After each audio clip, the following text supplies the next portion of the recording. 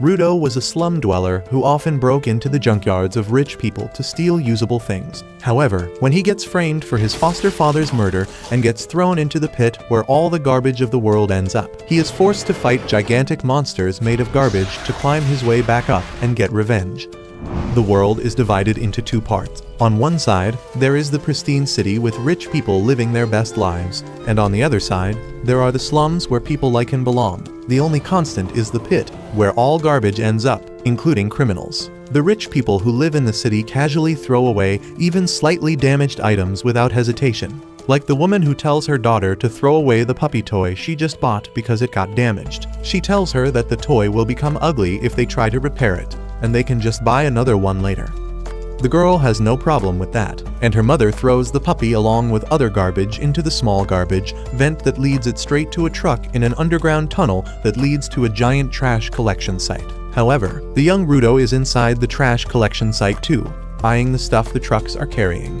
He sneaks into the trash collection site and enters one of the rooms, but unfortunately, one guard hears some sound coming from the room, and he immediately checks inside to find someone rummaging through the garbage. The guard barges inside the room with his gun pointed at the trash thief Rudo, calling him a disgusting degenerate who is threatening the beauty of the city by hoarding trash. Rudo doesn't even respond to this because he hears those things every Tuesday. But then the guard sounds the alarm, calling for backup. Just as more guards arrive there, Rudo throws some garbage bags at them, and the clean freaks can't handle some raw eggs on their uniform, so they just watch him climb up the vent without doing anything. Rudo comes out of the vent near the exit, but the gate closes on his face, and just then, more guards come there. Open fire! Stop here! What a bunch of shitheads. Yeah, I'm the threat, assholes. The next day, the news about the garbage raider spreads through the city, with the people blaming the slum dwellers for it. On the other side of the wall, the slum dwellers know exactly whom to blame because it is not the first time Rudo has entered the trash collection sites. They think that he will be caught one day, and most of them actually hope that he does. Rudo doesn't care about them as he sets his shop to sell the repaired goods he found. When his friend Chiwa arrives there to lash out at him, she asks him why the hell does he take such a big risk just to scavenge through the trash of the city people. And he replies that those rich bastards don't even care about throwing perfectly usable things. He feels sorry for the things they throw out, so he retrieves them. And since he can get some money by selling them, it is even better. Chiwa seems to understand him, but just then, 3 boys arrive there, clenching their noses as they say that someone reeks of garbage here. They tell Chiwa to stay away from Rudo, or she will smell like garbage too. They insult his thick black gloves that he has not washed since Obama was the president, and say that just one touch from them will give anyone rashes. One boy kicks the lantern Rudo just fixed, saying that no one will buy this garbage from him. He says that Rudo's hands are even creepier than the gloves, which is why he keeps them hidden. Rudo silently hears everything they say, but when one boy calls him the son of a murderer, he suddenly gets furious. The boys, however, don't stop, saying that the slum was made to imprison criminals and the people who live here now are their descendants. That is why they always try to keep their reputation clean, but Rudo's dad brought shame to them by becoming a murderer. Rudo can't tolerate the insults anymore, and he gives a death stare to the boys, who crap their pants and immediately run away, still cursing Rudo and saying that he will become a murderer like his dad one day. Rudo then quietly starts fixing the lantern again, and Chiwa tells him that she believes that he is a good person who will never turn out like his dad. He gets embarrassed on hearing that, but before he can thank her, Chiwa's attention goes to the puppy toy he got from the dump last night. Turns out, Rudo brought the puppy as a gift for her in the first place, but before he can give it to her and increase his Riz score, Chiwa's mom comes there and takes her away. Rudo heads home after that, and finds his adoptive dad Regto waiting for him. Regto suddenly starts mimicking how nervous he was while trying to give the puppy to Chiwa, and Rudo turns red because he didn't spot him watching them. Regto tells him that they will talk about it later because first, they need to talk about Rudo's little trip to the junkyard. Regto tells him that he doesn't need to push himself so hard because they are not that broke. He thinks that Rudo feels a bit indebted to him because he adopted him after his biological dad was thrown into the pit for being a murderer. But Rudo says it is not like that. He tells Regto that he considers him family, and he is just trying to do his part. Recto simply tells him to be this honest with Chiwa too, and Rudo suddenly fumbles hard, injuring the gun wound from last night. Recto immediately starts giving him first aid and also changes the bandages around his hands while he is at it. As Rudo looks at his hands, he recalls how they have been injured for as long as he has known. People always judged him for that, and sometimes his wounds started hurting like hell out of nowhere. Then one day, Recto gave him the black gloves that magically suppressed the pain. After Recto is done tending to Rudo's wounds, he tells him to confess to Chiwa soon or someone else might swoop her away, and while the two of them are bantering about it, a creepy masked guy listens to everything from the streets. The next day, Rudo finally works up courage to tell his feelings to Chiwa, and heads towards her home with the puppy. But on the way, he comes across a scene that is not really rare in the slums. At the edge of the slums, there is the pit, where all garbage and serious criminals are thrown. Today, another criminal is being thrown into the pit and Rudo can only watch the execution, wondering what happens to the people inside the pit. Just then, Chiwa comes there, saying that it is quite a brutal sight, and Rudo panics because he was not ready to meet her yet. Chiwa suddenly starts talking about the executions and other stuff, and then she tells Rudo that she doesn't want him to get thrown into the pit. She says that there might be a lot of stuff that shouldn't be thrown out as garbage, but it is not a good enough reason to risk his life. Rudo replies that Recto said the same thing and Chiwa says that it is because Recto loves him too.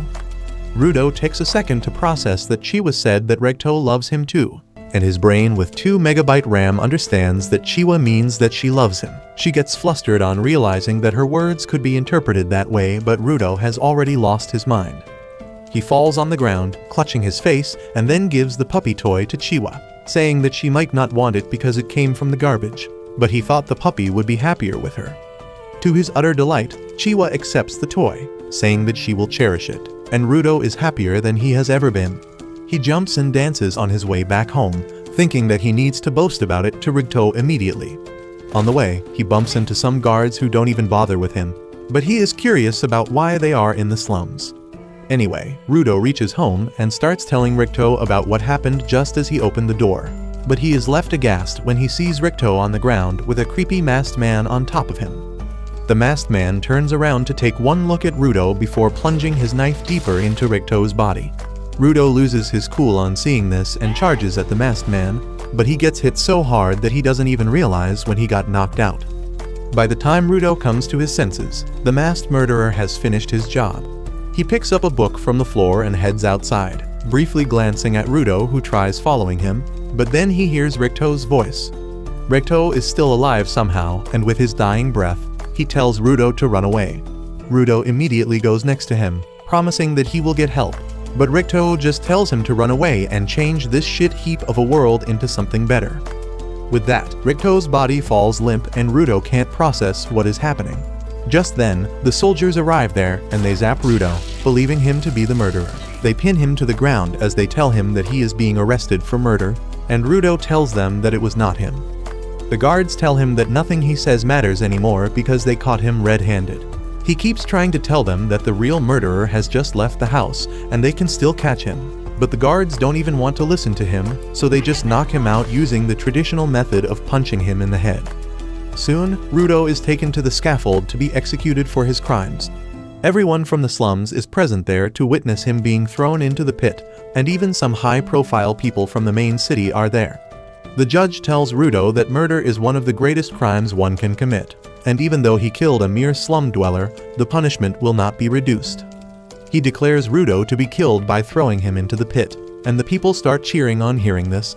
Rudo still can't believe this is happening to him, and he wishes for just one person to believe that he is not a murderer. His eyes scan through the crowd, and they stop at Chiwa. Rudo yells at her, saying that he did not kill Recto.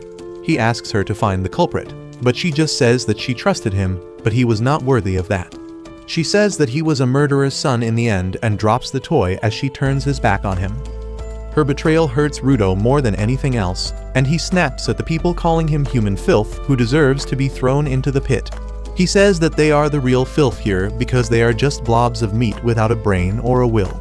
He swears that he will send them all to hell, when suddenly he notices that the murderer is among the crowd as well. However, he gets no chance to tell anyone about it as he is thrown off the edge.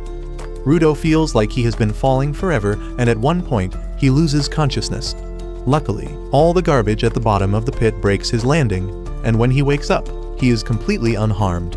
He wonders what the hell is happening and how is he still alive, when the stench of the place suddenly hits him. Even the garbage thief is forced to block the smell, and then he notices the vast sea of garbage in front of him along with things that he doesn't recognize. Rudo wonders what the hell is this place when suddenly a giant shadow covers him.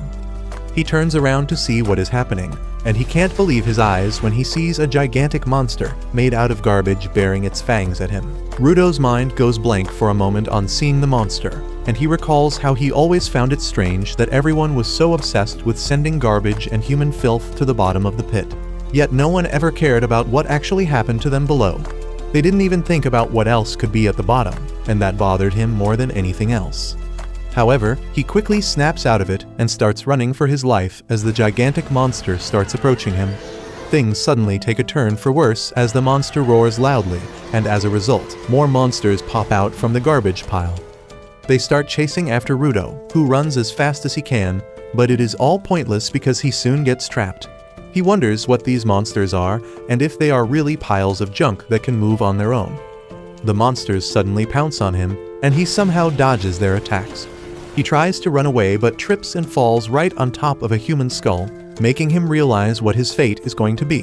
Rudo curses at the bastards who threw him down to the hellish place, and just then, the heap of garbage he was standing on crumbles down. Rudo quickly finds himself at the bottom of a cliff that keeps him at a safe distance from the monsters, but there is another thing that is killing him. He realizes that the air of this place is literally poison, and if he breathes it for too long, his lungs will be torn apart. He covers his mouth and nose with his gloves, hoping to find a place to hide and recover. But then he suddenly realizes that a safe space might not even exist in this hell. He begins losing hope and suddenly pukes out blood, the sound of which attracts the monsters towards him again. Rudo falls on the ground, unable to move, and he almost accepts his fate when suddenly, Ricto's dying body pops up in his memories.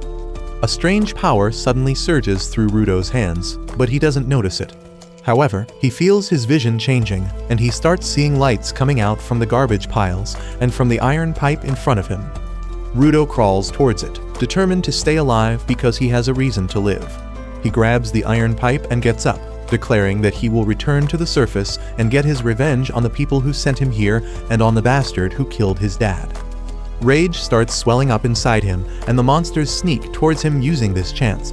However, as one of them attacks him, Rudo simply hits it away with the iron pipe without even bothering to look at it. As a result of that attack, Akin flies away and hits the umbrella of another resident of the pit, who is surprised that someone who can fight against the monsters has arrived here. Meanwhile, Rudo has gone batshit crazy while fighting the monsters. He doesn't care about the poisonous air or the blood flowing down his nose as he keeps jumping around. And even getting slammed into the huge rocks at great speed doesn't seem to do much damage to him. A monster crushes the rock he was stuck on, burying him in rubble, but Rudo gets out and pulls a pole along with him.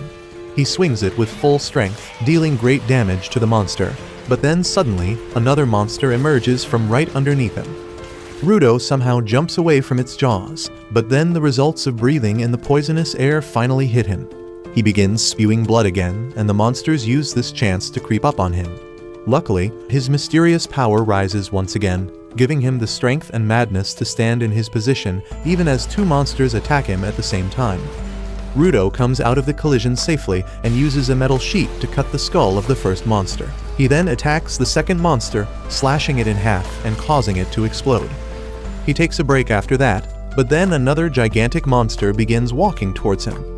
The moment Rudo sees it, he decides to run away and regain his strength, but the monster stomps on the ground with its full strength, releasing a shockwave that blows him away. However, as Rudo opens his eyes, he is shocked to see a guy wearing a creepy mask standing on top of him. He wonders who is this guy and where did he come from, but the man suddenly lifts him up and kicks him ahead. Rudo coughs up some blood and is about to throw hands when the guy suddenly puts a gas mask on his face, allowing him to breathe again. Rudo is really confused now, and he asks the man if he is a local. He wants to know about this place and the monsters here, but the masked man just asks him to be silent. Obviously, someone with a single-digit ick can't understand orders, and Rudo keeps asking him about this place loudly. The masked man once again whispers at him to shut up. but Rudo tells him to speak more clearly. He asks if they are underground, and the masked man finally snaps at this. He forgets his own advice and yells at Rudo, telling him that they are not underground but above the surface, and it is the fault of the people living at the top for turning this place into a hellhole.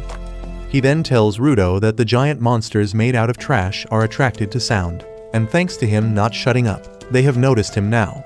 The masked man says that the trash beasts can't be defeated with ordinary weapons, so their best choice was to sneak away silently, but they can't do it anymore.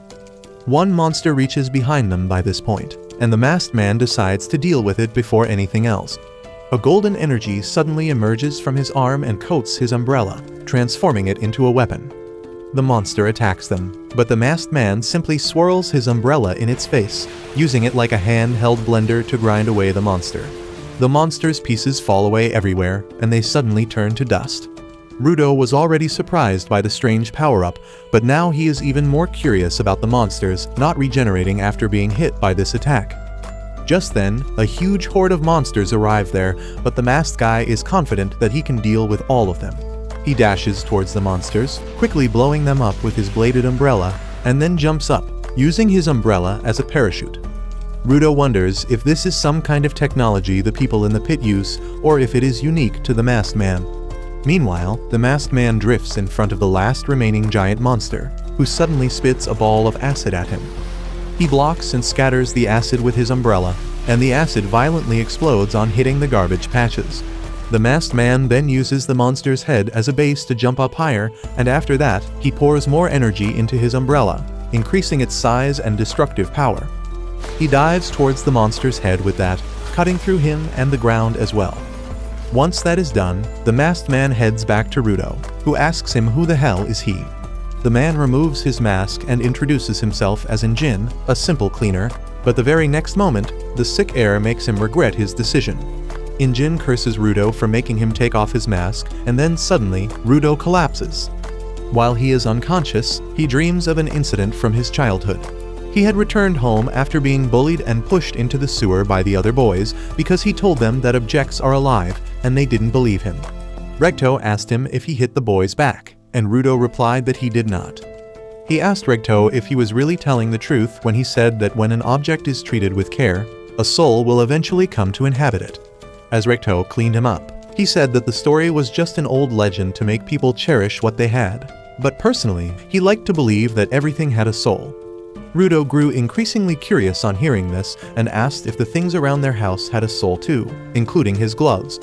Regto just replied that if he treats them with care, they would have a soul one day. Rudo suddenly wakes up from his dream with that, and he finds himself chained and being dragged by Jin. Rudo curses him, telling him to let him free, but Jin says that he is just taking him to a safe place. Rudo doesn't care about that anymore because he wants to go back up to get his revenge, but those words make Jin stop in his tracks. He tells Rudo that it is impossible to climb back up to the place they call the sphere, which is basically in the sky, and it is constantly on the move. He then resumes dragging Rudo, saying that getting back is not possible now, and he should just calm down and accept his new situation. Rudo, however, refuses to give up, saying that he will get back to the sphere at all costs.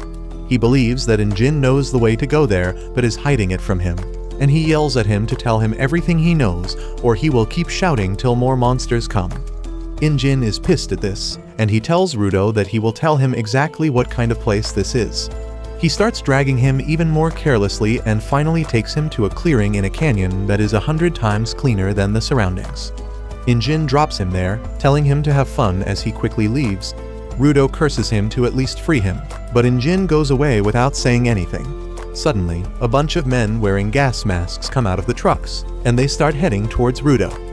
He wonders if they are the inhabitants of this place, and the people are also incredibly curious about him.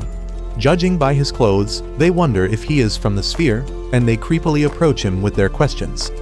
Rudo nervously tells them that he fell from the sphere, and the men suddenly throw away their masks. They seem really excited to see a living sphere dweller with them because they always found their dead bodies in the past. They get overly curious and begin examining Rudo's face, and he immediately moves away from them. The men tell him that they mean no harm and start untying him, which makes him think that they are much nicer than Jin. However, it all turns out to be a trap, and soon, Rudo finds himself chained really tightly inside a truck. He wonders what the hell is happening, but the men outside talk about how lucky they are to get a real living spherite because he will definitely fetch an enormous amount. They talk about how people pay crazy money for the body parts and clothes of the dead spherites, and finding a rare one will drive them crazy. The leader of the men then tells Rudo that the reason people are willing to pay such a huge amount of money for spherites is because they hate them. He curses the people living in the sphere who dumped all their waste on the planet until it piled up, poisoning the air and creating monsters. The people who died from the monsters or lost their homes because of the toxic air and land bear deep grudges against the spherites, and once they find a live one, they will go medieval on his. The leader then decides to feed Rudo something to welcome him to the surface, and that food is rotten meat and other spoiled things. He keeps mocking him throughout, saying that spherites like him don't even touch garbage, so he can't possibly digest food like this. However, as he tries to shove a piece of meat down Rudo's throat, the man makes the biggest mistake of his life. Rudo suddenly bites his fingers, tearing out the flesh from them and chewing it up along with the rotten stuff he ate earlier. He then starts eating the rotten food, saying that it is not trash because it is still perfectly edible. The man crap their pants because they have never seen a beast like this, but that is just the beginning. Rudo is mad at everyone for labeling things as trash and unworthy of being used, and he is no longer going to take it sitting down. His power manifests again, and he breaks free from his chains. He jumps outside and releases his energy onto the ground, lifting the objects around him. Jin watches everything from a distance, and he is really pleased to see that Rudo turned out to be a giver, a person who can give life to objects and draw out their power, just like him. Meanwhile, on the ground, Rudo thinks about Rigto's words that treating objects with care makes them alive, and they treat their humans with care too. He throws away his mask and grabs the chain used to tie him, infusing it with life and turning it into a weapon. The men rush towards him, but Rudo just hits the ground with his chain, forcing them to retreat. Their leader tells them to target the chain because a giver is useless without their object, and his men succeed in disarming Rudo quickly. However, to their utter shock and in Jin's utter delight, Rudo picks up a tire and turns it into a weapon too, which is too rare even for powerful givers. He makes quick work of the men and then moves on to their leader, who keeps cursing him while crapping his pants. But just as Rudo is about to strike him, Jin comes there and stops him. Rudo suddenly snaps out of his frenzy, and his power dies down. The tire he was using suddenly turns to dust, and Rudo gets a nosebleed as he tries to figure out exactly what he did just now. Jin says that using his power so recklessly is bound to tire his body. He then apologizes for testing Rudo like this, but he wanted to make sure of his powers. He promises to tell him everything about this world and his powers, but in exchange, he wants Rudo to join the cleaners because they need people like him to fight the monsters. However, that is a bit too much for Rudo to process, and he says that he doesn't want to join them. But that's where this video ends. Remember to like and subscribe to the channel. Thanks for watching, and I'll see you next time.